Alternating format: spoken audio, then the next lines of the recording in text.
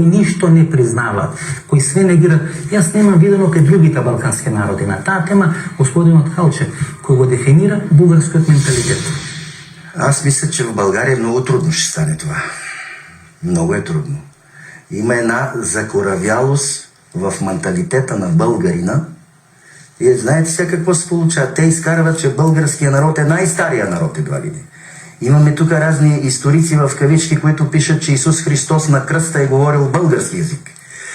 Имаме историци също, които сега и правят и телевизионни предавания, ваши колеги тук, които казват, че българите били, древните българи били още в Хималаите, в Андите в Южна Америка.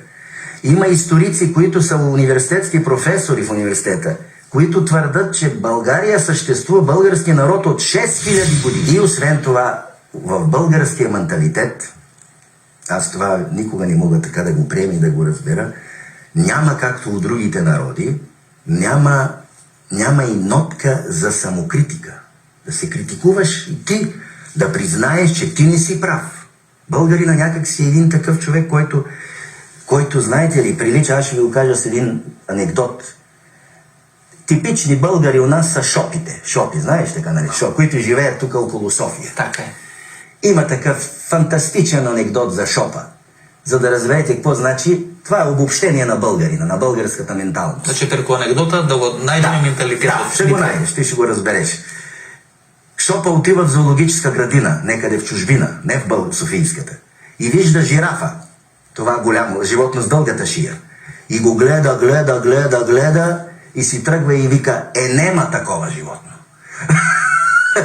Той не може менталитета му да побере такава дълга шия на животно. Той го вижда, че го има, но вика, нема такова животно. Това е българина, български менталитет. Значи, той е менталитет и вънност на македонците. Не гледа дека постоиме, ама вика две не. Да, точно така. Точно така. Не гледа, че имате история, че имате разлика, че имате култура.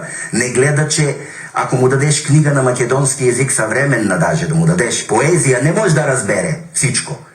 И ще се затрудни, особено поезия, лирика, нали, други неща, роман да чете. Обаче вика, нема език македонски, нема култура македонска, нема македонски народ. Ако академията я смете